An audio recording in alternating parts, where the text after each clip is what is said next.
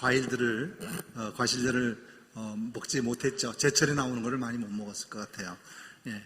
모든 건 때가 있고 또 그 때에 따라서 주어지는 값이 있는데, 서로가 그래도 나눔이 있고 또 섬김이 있고 거기에 또한 기쁨이 있지 않았나 이렇게 생각이 되어집니다.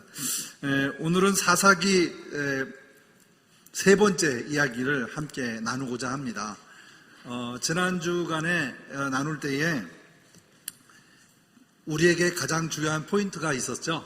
그 포인트를 스타트로 해서 한번 얘기 나누도록 하겠습니다. 우리 한번 다 같이 기도하겠습니다. 사랑하는 주님, 제가 읽을 이 성경이 하나님의 말씀임을 믿습니다.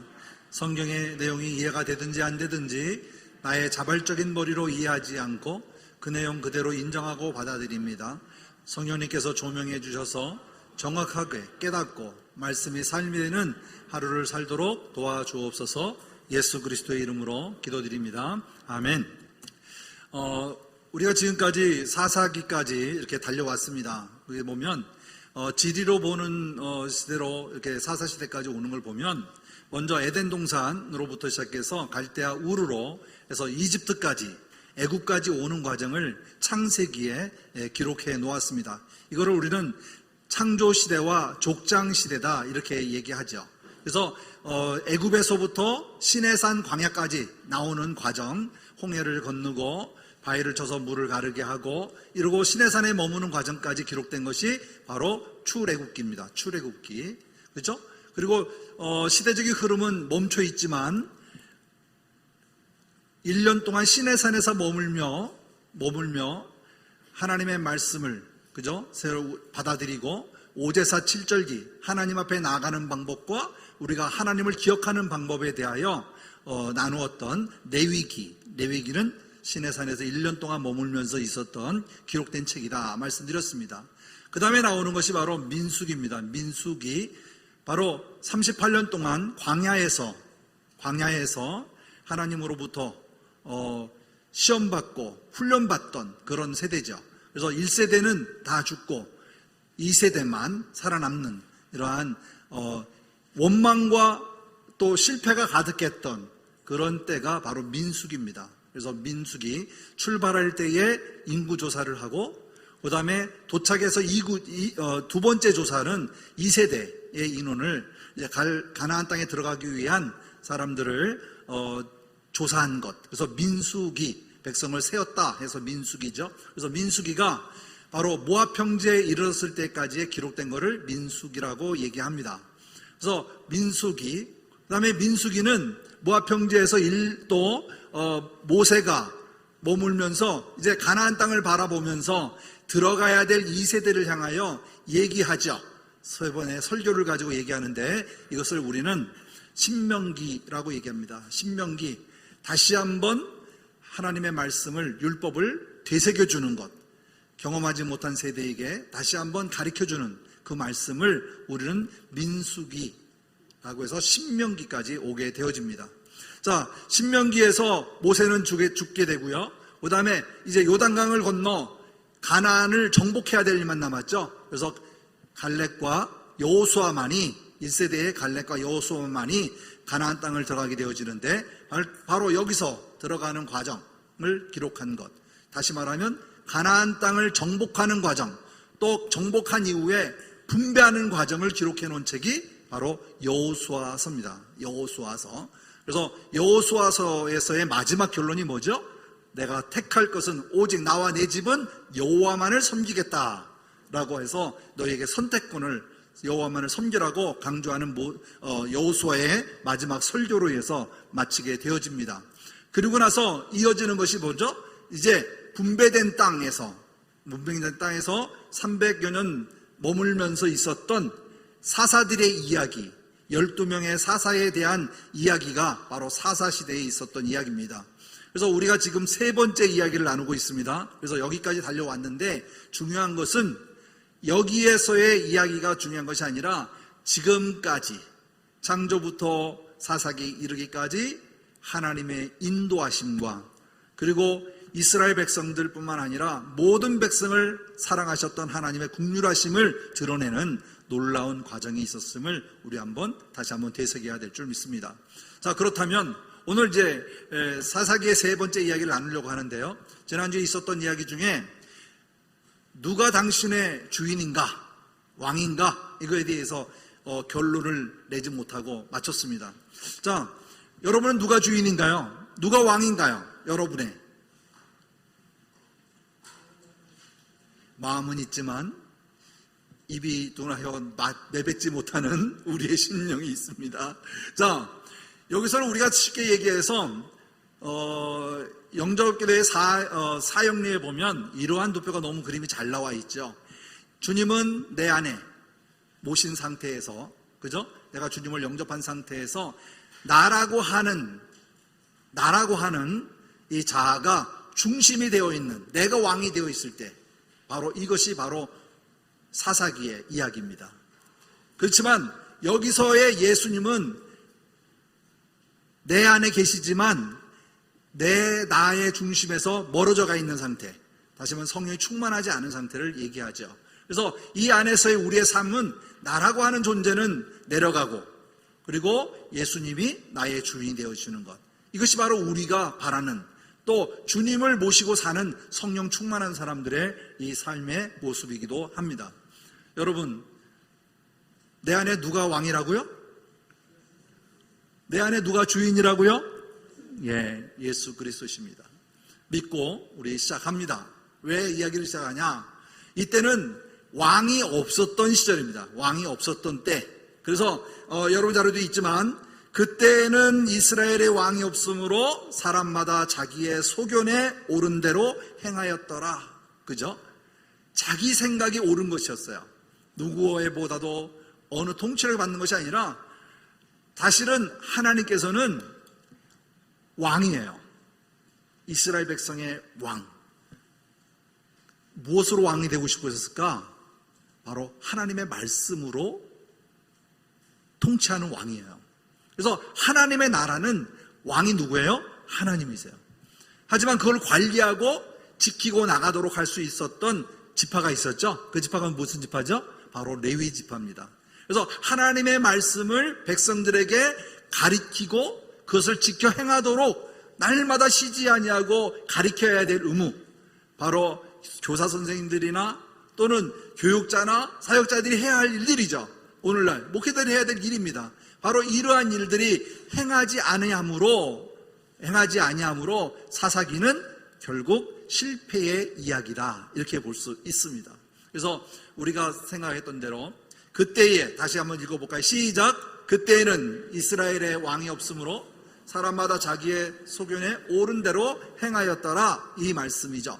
이것이 17장 6절에도 나오고 사사기 맨 마지막 장 마지막 절 21장 25절에도 하나도 빠짐없이 똑같은 말씀을 하고 있는 것을 우리가 살펴볼 수 있습니다.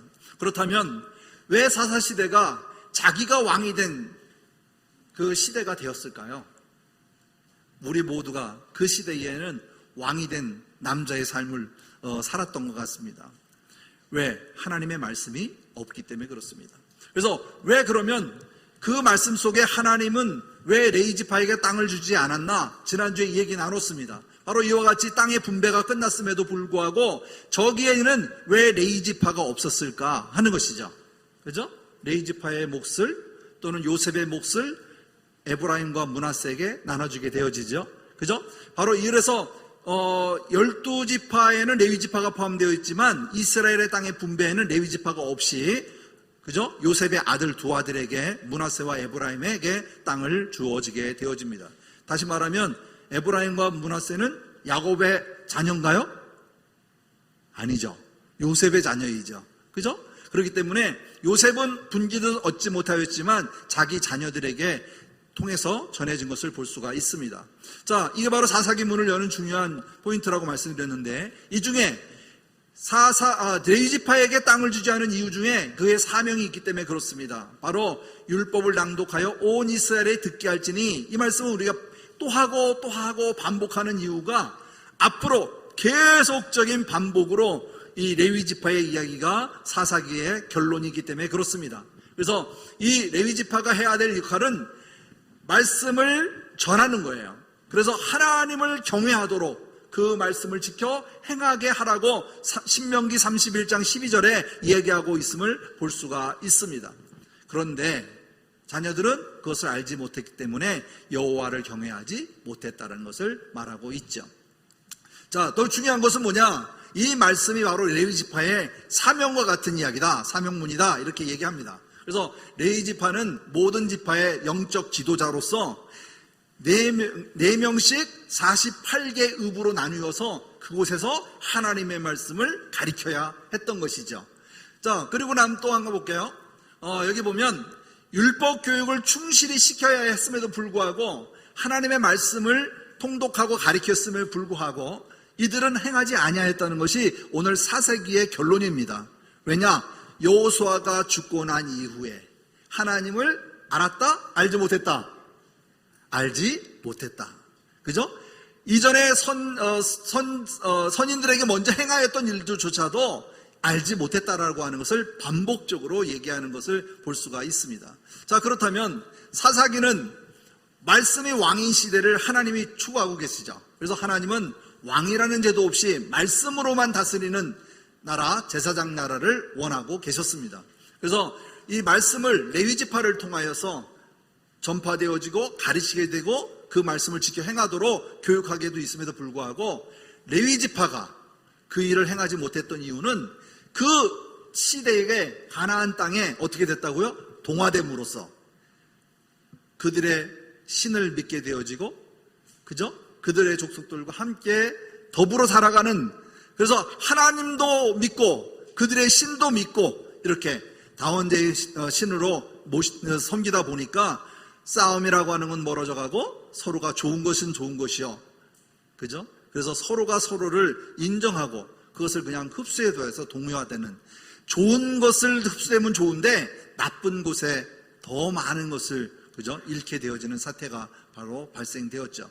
그러다 보니까 레위가 그 역할을 못하고 사사들도 타락하고 사회 전체가 도덕성이 붕괴되는 사건, 이것을 우리는 지난주까지 얘기 나누었습니다.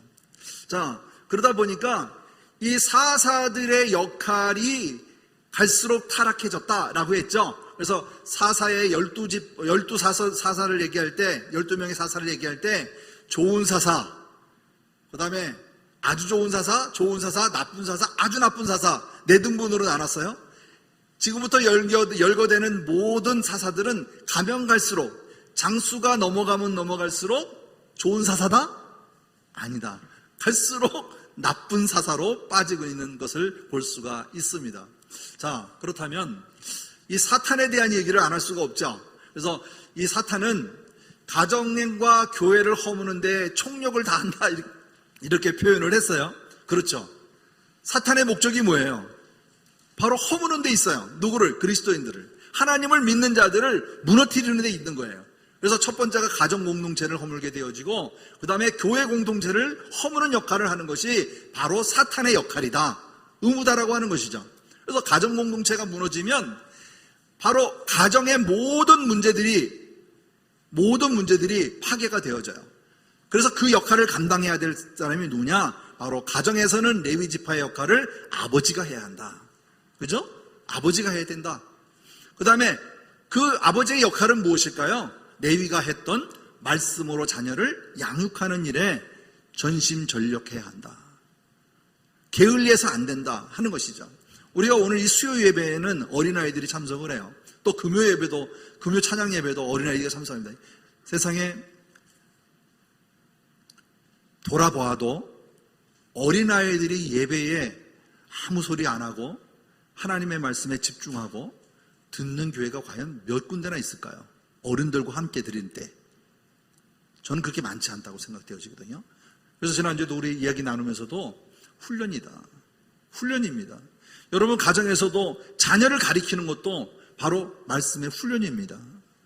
그냥 TV를 보는 것도 중요하지만 하나님의 말씀을 나누고 기도하는 습관도 훈련입니다. 식당에 가서 자녀들과 함께 식사하면서도 아빠가 기도하고 또는 엄마가 기도하고 혹은 자녀에게 기도를 시켜서 기도와 같이 우리를 위해서 기도하자라고 하는 것 또한 훈련입니다. 그러니까 훈련이라고 하는 것은 때와 장소를 가리지 아니하고 아이들에게 가리키는 것입니다. 그것은 바로 부모가 보여주는 모습이에요. 그렇기 때문에 가정에서 이루어지는 그 가정이, 말씀으로 세워지는 가정이 바로 하나님의 나라를 이룰 수 있는 바로 첫걸음이라는 것을 우리가 잘 알아야 합니다. 가정에서는 그렇지 아니하고 교회 안에서만 잘 배우면 될 것 같죠? 절대 그렇지 않습니다. 일주일에 교회 나오는 시간은 몇 시간일까요? 그죠? 바로 삶의 주체가 되고 우리가 머물러 있는 바로 가정이 그만큼 중요한 것입니다. 그래서 하나님께서 사람을 창조하셨을 때에 가장 먼저 이루신 것이 뭐예요? 가정이에요. 그 가정의 복입니다. 그렇기 때문에 우리가 그 레위의 역할을 감당할 수 있는 부모의 역할, 바로 하나님의 말씀으로 양육해야 되는 의무가 부모에게 있음을 꼭 우리는 기억하고 그 말을 지켜 행하여야 될 줄 믿습니다. 그러면 교회는 어떨까요? 교회는 바로 레위 지칼의 역할을 감당하는 것은 바로 목회자입니다.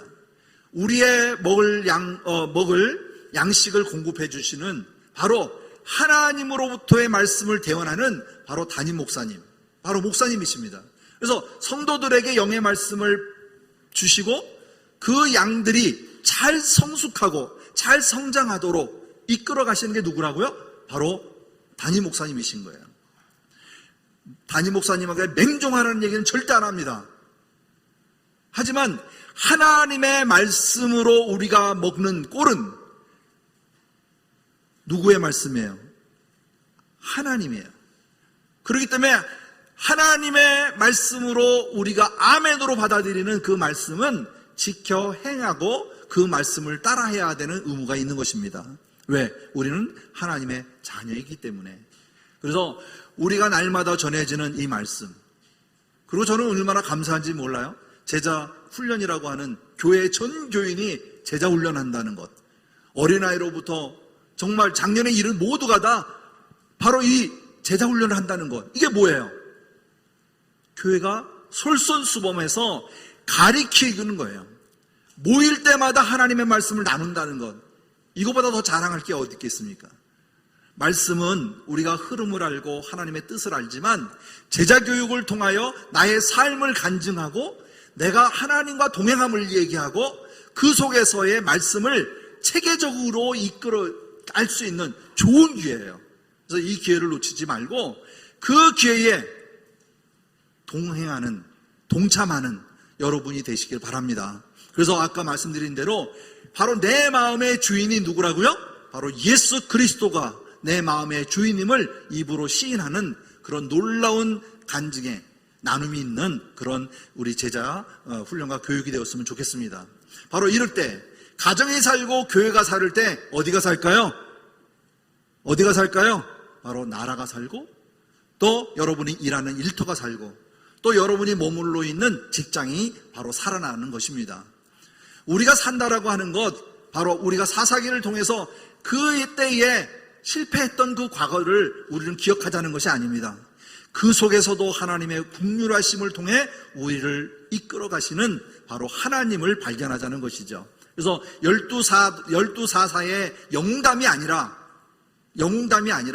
그 속에 내재되어 있는 하나님의 사랑을 깨닫는 데에 목적이 있다는 것을 분명히 하고 우리는 알아야 될 것입니다. 그래서 사사기는 1장과 2장에 이미 결론을 다 내놓으셨어요. 그죠? 사사기에 대한 이야기는 다 결론을 내놓고 시작하십니다. 모든 장르의 마지막은 문학적인 가치로서 드라마와 같아요. 그래서 맨 마지막에 보면 범인이 누군지를 살짝 드러내는, 아주 드라마 좋아하시면 이 사사기는 아주 멋진 드라마입니다.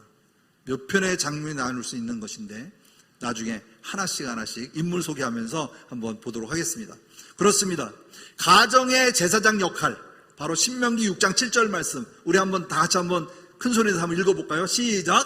내 자녀에게 부지런히 가르치며 집에 앉을 때든지 길에 갈 때든지 누워있을 때든지 일어날 때든지 이 말씀을 강론할 것이며, 바로 이 여기에요. 자녀에게 어떻게 가르치나? 부지런히 가르치라 하는 것을 우리는 기억해야 할 줄 믿습니다. 자, 그렇다면 모든 책임은 레위지파 때문이에요 라는 말이 있어요. 자, 모든 책임은 레위지파 때문이다. 왜 레위지파에게 이런 문제를 던질까요? 그죠? 아까 먼저 얘기했죠? 가르치지 않은 것. 그죠? 이것을 얘기했습니다. 이 이야기는 그냥 표현해서 그냥 레위지파 때문이라고 얘기하지만 중요한 거는요, 모든 시대의 부패성은 뭐부터 시작한다? 종교의 타락으로 시작합니다. 거기에는 목회자의 타락이 있고 또 성직자의 타락이 있었습니다. 과거에.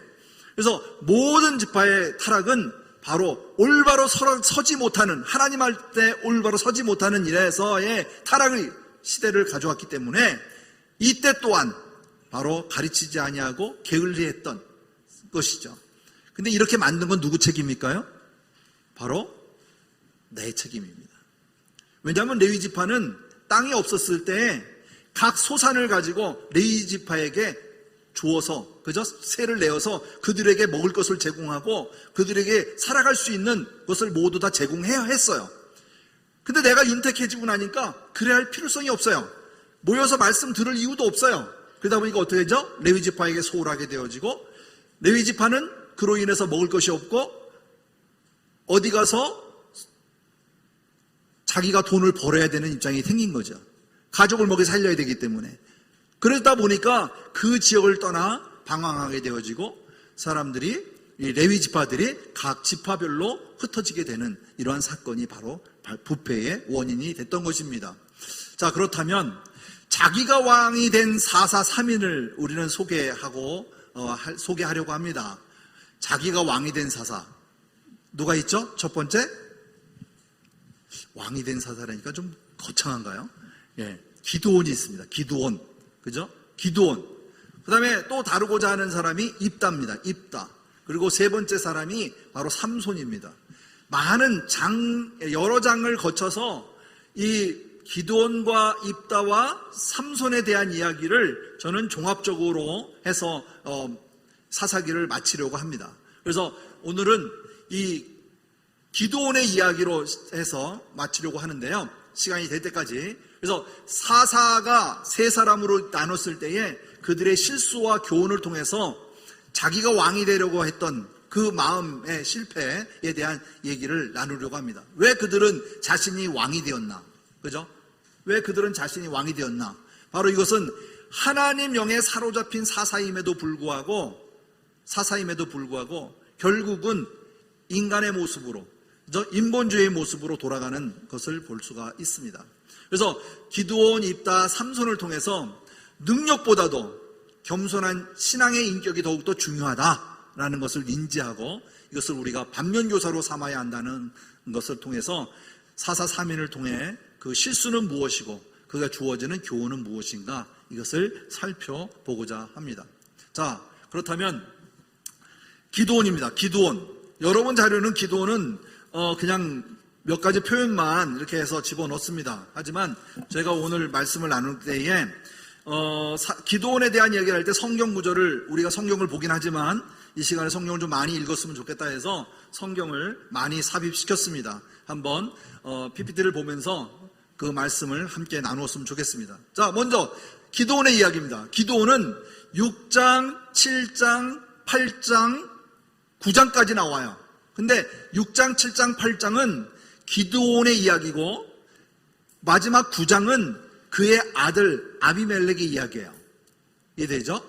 그래서 그로 인하여서 시대가 종료가 되기 때문에 거기까지 한번 다뤄보려고 합니다. 먼저 사사 기드온입니다. 먼저 미디안의 끝없는 수탈과 고통을 받았다. 그래서 6장에 나오는 1절부터 6절까지 있는 말씀을 살펴보면 미디안이 얼마만큼 이스라엘을 괴롭혔는지의 방향성에 대해서 나오고 있어요. 그죠?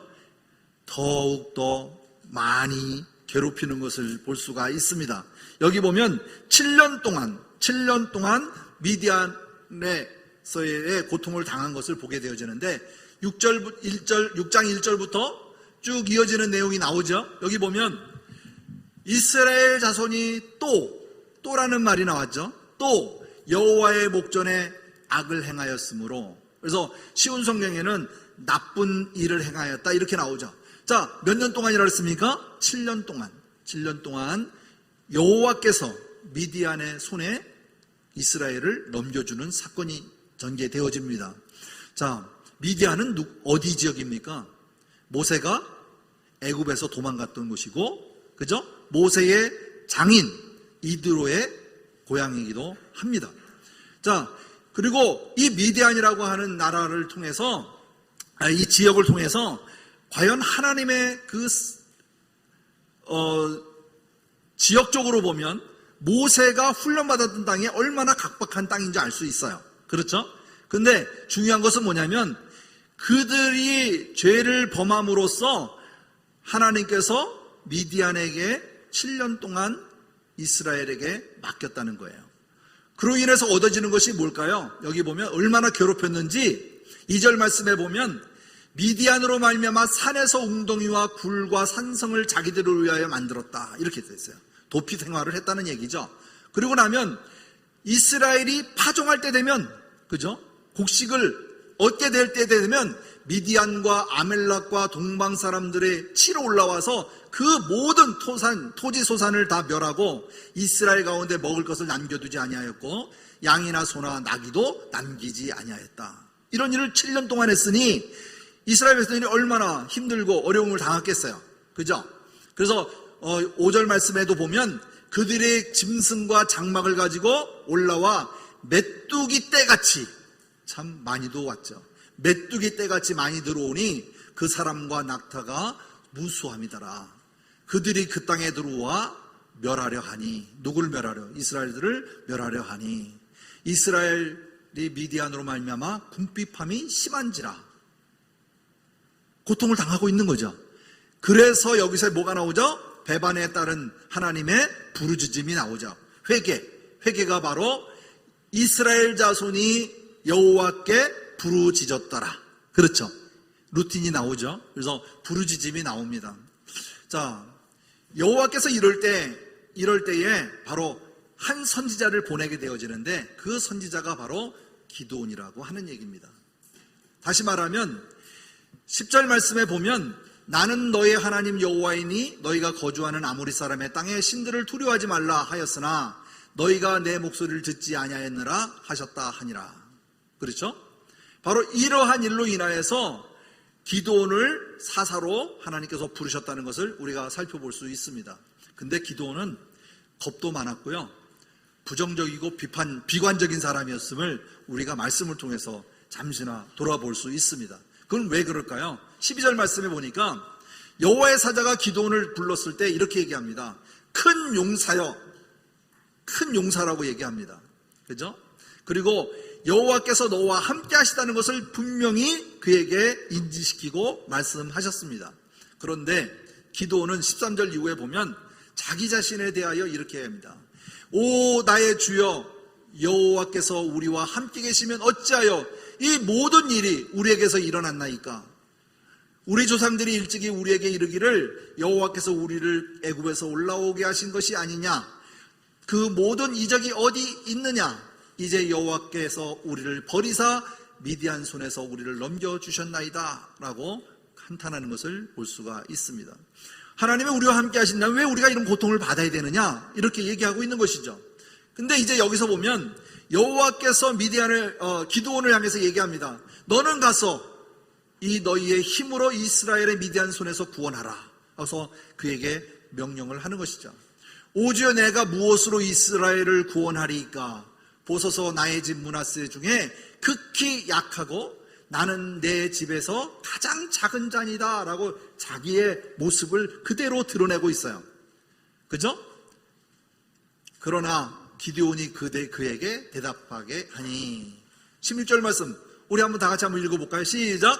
여호와께서 그에게 이르시되 내가 반드시 너와 함께 하리니 내가 미디안 사람 치기를 한 사람 치듯 하리라.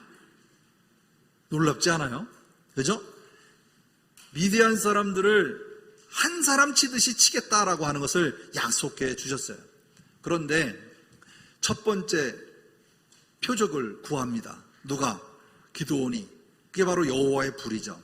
그래서 이 말씀이 20절 이후에 나와요.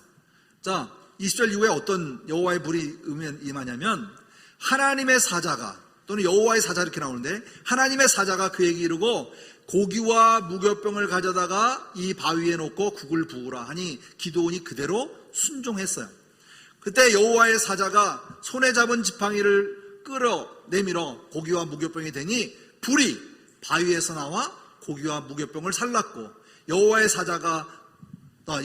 사자는 떠나서 보이지 아니한지라 이렇게 얘기되죠. 자, 그가 행하였을 때에 이것은 이적의 중요함이 아니라 그 말씀을 지켜 행하는 기드온을 보게 되어집니다. 왜냐하면 자기가 부름을 받았을 때 내가 어찌하오리까? 내가 제단에 불을 붙이리오까? 내가 제단에다 제물을 바치오리까? 하면서 준비했던 것에 대하여 여호와의 사자를 통하여 불을 내어서 그거를 다 태워버리는 이야기죠. 그랬을 때에 기드온이 얘기합니다. 슬프도소이다. 주 여호와여 내가 여호와의 사자를 대면하여 보았나이다 라고 얘기하죠. 근데 이게 왜 슬플까요? 하나님을 본 자는 죽기 때문에, 죽는다는 것을 알았기 때문에 그 본 것에 대한 슬픔으로 얘기합니다. 그랬을 때 그 이후에 나오는 말씀으로는 그가 죽지 아니한다 라고 말씀해 주시죠. 그래서 여호와의 사자를, 다시 말하면 사자를 보고도 죽지 않은 자는 또 기드온이 있습니다. 그죠? 자, 근데 여기 보면 그 이후에 나오는 말씀을 계속 살펴보니까 여호와의 샬롬이 나옵니다. 그래서 여호와께서 그에게 이르시되 너는 안심하라 두려워하지 말라 죽지 아니하시리라 라고 얘기를 해요. 기드온에게. 그리고 난 이후에 거기서 제단을 쌓고 그것을 여호와 샬롬이라 하였더라. 그렇죠? 바로 여호와 샬롬입니다. 그것이 오늘까지 아비에셀 사람에게 속한 오브라에 있더라 이렇게 얘기했는데, 자, 이 말씀을 듣고 이 이적을 본 이후에 기도는 어떻게 했을까요? 하나님의 말씀대로 바알의 제단을 부서뜨려 버립니다. 다시 말하면 자기 아버지의 가정에서 믿던, 그 지파에서 믿던 이방신들을 부숴버리는 이야기가 그 이후에 나오게 되어집니다. 그래서 32절에 보면 그날의 기드온은 여룹바알이라 불렀으니 이는 그가 바알의 제단을 파괴하였으므로 바알이 그와 더불어 다투었다라고 하는 것을 얘기합니다. 그래서 기드온에는 다른 이름이 있는데 바로 여룹바알입니다. 그래서 바알이 그와 다투었다 이런 뜻을 갖고 있어요.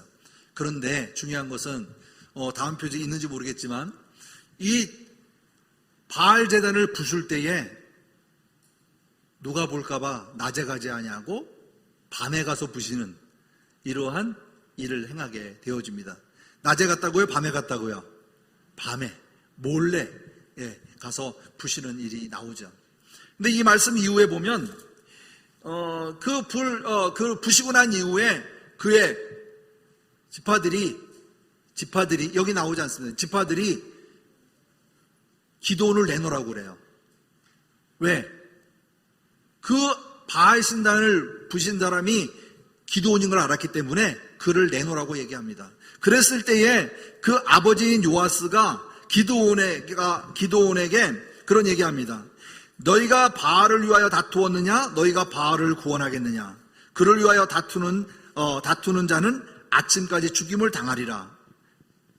바알이 과연 신인찐데 그의 제단을 파괴하였은즉 그가 자신을 위해 다툴 것이다. 그래서 여룹바알이라 이렇게 이름하였다라고 나오는 이야기죠. 자, 우리가 중요한 것은 뭐냐면 이 기드온의 아버지는 아마도 신전을 지키는 사람이 아니었을까 이렇게 생각합니다. 왜? 그가 이 제단을 지키는 자였기에 많은 성읍의 사람들이 아침부터 일찍 와서 그에게 다구치는 것을 보았기 때문에 그렇습니다. 여기서 보면 그 이후에 나오는 이야기가 바로 무엇이냐면 4개의 지파가 동맹을 맺어서 일어나는 사건이에요.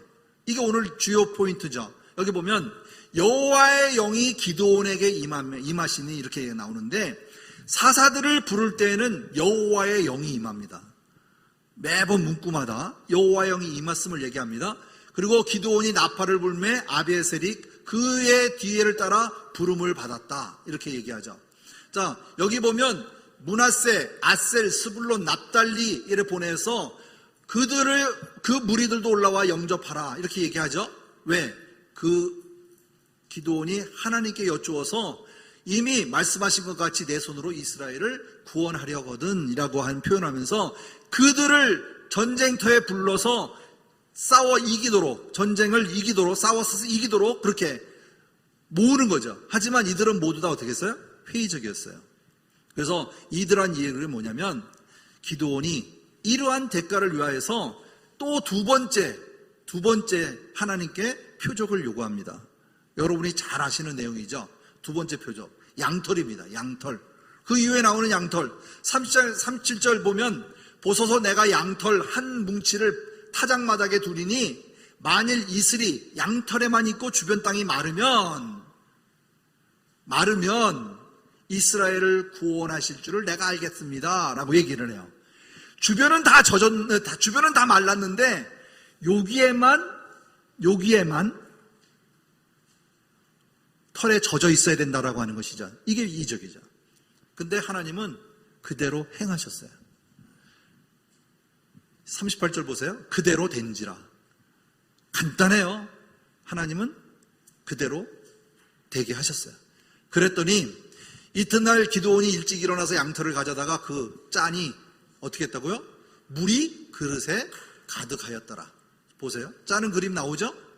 이렇게 되었다라고 얘기하는 것이죠. 자, 그런데 이것으로 끝나지 않아요. 또 얘기합니다. 기드온이 또 하나님께 여쭈오되 주여 내가 두 번째 부탁하는 것을 노여하지 마세요. 다시 한번 제가 부탁합니다 하면서 말하는 거예요. 내게 노하지 마옵소서. 내가 이번만 말하리이다 하고 이제는 양털만 마르고 주변이 다 젖도록 해주십시오 라고 얘기를 해요. 그죠? 그랬더니 40절 말씀에 뭐라고 그래요? 그 밤에 하나님이 그대로 행하니 양털만 마르고 주변 땅은 다 이슬로 젖었다는 것을 얘기하는 것이죠. 자, 말씀보다 표정이 의지하는 그 기드온의 그 가벼운 그 믿음이라 할지라도 하나님은 어떻게 하셨다? 그대로 행하였다. 그거라도 믿도록 하나님은 그를 지켜 행하였다는 것을 볼 수가 있습니다. 우리가 기도하면서도 많은 것을 요구할 때가 많아요. 그죠? 이걸 해주시면, 이렇게 해주시면 내가 이렇게 행하겠다. 이거 해주시면 제가 이렇게 어떤 행동을 하겠다. 뭐 이런 걸 우리는 주로 기도 중에 많이 하게 되어집니다. 하지만 하나님께서는 그것도 들어주세요. 하지만 더 큰 것은 보지 않고 믿는 믿음, 행하지 아니하고 믿는 그 믿음, 행할 것을 믿고 믿는 믿음, 우리가 말하는 언약을 믿고 따르는 그 믿음, 이게 얼마나 크고 귀한지 우리는 가면 갈수록 그 깊이를 알게 되어 믿습니다. 바로 기드온은 이와 같이 겁이 많고 회의적인 이 사람이었던 것을 우리가 볼 수가 있습니다. 자, 기드온은 그 의미가 있어요.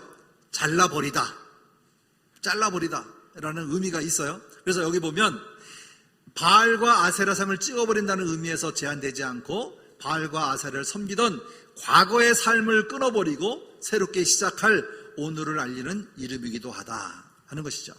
그래서 기드온의 적은 표면적으로는 미디안이지만 진짜 적은 바알이었습니다. 그래서 바알은 바알과 다투는 자에서 여룻바알이라고 하는 이름을 얻게 되었다는 것을 한문에 적어 보았습니다. 자, 그렇다면 기드온은 그러면 그것으로 끝났을까? 아니죠. 이상한 전쟁, 하나님의 전쟁이 시작되었습니다. 7장 1절 말씀에 보니까 7장으로 넘어가면 여룻바알이라고 하는 기드온과 그를 따르는 모든 백성이 일찍 일어나 하롯셈의 곁에 진을 치고, 그죠? 이제 지명이 나오는 거죠. 그 다음에 미디안 사람들은 모래산의 앞골짜기에 있었더라. 서로 대립하고 있는 관계를 얘기하고 있는 것이죠. 그렇지만 하나님의 방법은 여기서 나옵니다. 기드온의 300명 용사에 대한 이야기가 나오죠. 여기서 보면 다 아는 내용입니다. 그 300명이 어떤 사람은 이렇게 얘기합니다. 무릎 꿇고 손을 들어 물을 먹었기 때문에 그들만 선택해 주었다. 그걸 하나님이 귀히 쓰셨다. 뭐 이렇게 얘기하는 사람도 있고, 그렇지 않은 사람들은 다 돌려보냈다. 그래서 그를 통해서 우리가 하나님을 섬길 때 그만큼 정성적으로 잘 섬겨야 하고, 잘 모셔야 하고, 교회 나올 때 깨끗한 복장을 하고, 뭐든지 헌금 낼 때 1,000원짜리든 500원짜리든 5,000원짜리든, 그죠? 대리미로 딱 데려서 빳빳하게 하고, 또 신권 있을 때마다 성경책에 넣어놨다가 내기도 하고. 이건 예전에 우리 다 했던 이야기예요. 그죠? 우리 어머님도 주일날 전에 보면 1,000원짜리 다리미로 데릴 때 제가 많이 봤거든요. 그만큼 정성을 들여 하나님 앞에 구별해서 드리는 모습을 많이 보았기 때문에 그렇습니다. 하지만 오늘 여기서 300명의 의미는 무엇일까요? 2절 말씀에 얘기합니다. 너를 따르는 백성이 너무 많은즉, 너를 따르는 백성이 너무 많기에 그들을 줄여야 될 의무가 있었어요. 왜 그럴까요? 마지막 절에 나오죠. 이스라엘이 나를 거슬러 스스로 자랑하기를 내 손이 나를 구원하였다 할까 한다 하는 거죠. 교만이 생길까봐 인원이 많은 것을 하나님께서는 줄이라고 얘기합니다. 그죠? 줄이라고 할 때 그들이 모였던 인원이 몇 명일까요? 32,000명. 그죠? 32,000명. 돌려보내라 했더니 남은 자가 몇 명이에요? 바로 10,000명이에요. 10,000명. 그죠? 10,000명도 안 된다. 해서 아까 말한 대로 물가에서 손으로 받아 먹은 사람과 무릎 꿇고 물을 핥은 사람의 차이를 나눠보니까 300명이었다. 근데 미디안은 13만 5천 명이었어요. 그래서 이거를 450대 1이다. 이렇게 얘기한 거죠. 어느 것도 계산적으로는 이길 수가 없는 전쟁이죠. 그렇죠? 이길 수 없는 전쟁입니다. 우리가 잘 아는 바와 같이. 바로 이것은 군사력의 싸움이 아니라 바로 믿음의 싸움이라는 것을 하나님께서 얘기하고 있는 것을 볼 수 있습니다. 그래서 여기의 전투는 여러분들이 자료를 참조하시면 좋을 것 같고요. 이로 인하여서 에브라임과 므낫세 간의 그 뿌리 깊은 장자권의 갈등이 발생이 되어지고, 또 이로 인하여서 에브라임이 나중에 전쟁에 참여했을 때 이 생색만 내는 거죠. 왜 너 지난번에 싸울 때 왜 나 안 불렀어? 이런 식이죠. 그죠? 그랬다가 나중에 나오는 이야기가 12장에 가면 에브라임 사람들이 이 십볼의 시옷자의 발음을 잘 못해가지고 다 죽임을 당하는 이런 사건이 이후에 발생이 되는 사건이 나옵니다. 그래서 세 번째 이야기는 바로 정탐입니다. 정탐. 시간이 좀 많이 갔지만 정탐입니다. 여기도 정탐 이야기가 나오더라고요. 어디에 나올까요? 9절 말씀에 보면 이제 미디안을 바라보고 있는 거예요. 미디안 바라보는데 13만 5천 명이 있는 그곳에서 얘기합니다. 여호와께서 기드온에게 얘기하되 일어나 진영으로 내려가라. 그리고 내가 그것을 내 손에 넘겨주었노라 라고 얘기합니다. 그랬을 때에 그가 나가서 봤을 때 보고가 어땠을까요? 미디안과 아멜렉과 동방의 모든 사람들이 골짜기에 누웠는데 메뚜기의 많은 수와 같고 그들의 낙타수가 너무 많아서 해변에 모라같이 많았다. 그러니까 이거 어떻게 할까요? 더 이상 전쟁은 우리에게 있지 않다는 것을 인간적으로 보게 되어지죠. 자, 어느 때와 같아요? 가나안 땅을 정탐했을 때와 거의 같죠? 그렇죠? 그거를 반복적으로 말씀하고 있습니다. 그래서 13절 말씀에 보면 그곳에 내려갔더니 그들 중에 누가 꿈 이야기하고 있는 것을 듣게 되었어요. 진영에 내려가서 보니까 그 꿈 이야기가 이렇습니다. 내가 한 꿈을 꾸었는데 꿈에 보리떡 한 덩이가 미디안 진영으로 굴러 들어와 한 장막에 이르러 그들을 쳐서 무너뜨려 위쪽으로 엎드리니 그 장막이 다 쓰러졌더라. 이런 꿈 이야기를 하게 되어집니다. 바로 이것은 하나님이 미디안을 그렇게 치겠다라고 하는 것을 해몽하게 되어지죠. 그래서 네 번째 이야기는 기드온 300명으로 인하여서 전쟁에 승리하였다라고 하는 얘기가 마무리가 되어집니다. 그런데 중요한 것은 300명이 어떻게 했을까요? 100명씩 3대로 나눠서, 그죠? 나눠서 횃불을 들고 주변을 도릅니다. 그리고 나머지 사람들은 한 손에는 횃불이고 하나는 뭘 들었다고 그랬어요? 여기 보면 뭘 들었어요? 빈 항아리. 그죠? 그래서 항아리를 깨면서 소리를 내면서 적진으로 들어간 것이죠. 네. 그래서 18절 말씀에 보면 항상 전쟁의 시작은 뭐라? 나팔입니다. 나팔. 하나님이 함께 하시는 나팔. 전쟁의 승리를 보고하는 나팔입니다. 그래서 나팔을 불 때 내가 너희를 승리케 하리라고 하는 그 이야기, 그 말씀이 우리가 어디서 있죠? 신명기에 있죠. 그래서 이 말씀 따라서 나와 나를 따르는 자가 다 나팔을 불거든 너희도 모든 지정을 위하여 나팔을 불며 이르기를 여호와를 위하여, 누구를 위하여? 여호와를 위하여 기드온을 위하여 하라라고 얘기하죠. 바로 여기에서의 내가 왕이 되는 사건이 기드온을 위하여입니다. 기드온을 위하여. 하나님의 영광을 위한 것이 아니라 하나님의 영광도 위하지만 나를 위해서도 싸워라, 이렇게 되는 것이죠. 바로 300명의 용사가 이들에게 항아리를 깨면서 횃불을 들고 내려갔을 때에 이 적군들은요, 자기 진영의 친구들끼리 칼을 찔러 서로가 죽게 되어지는 거예요.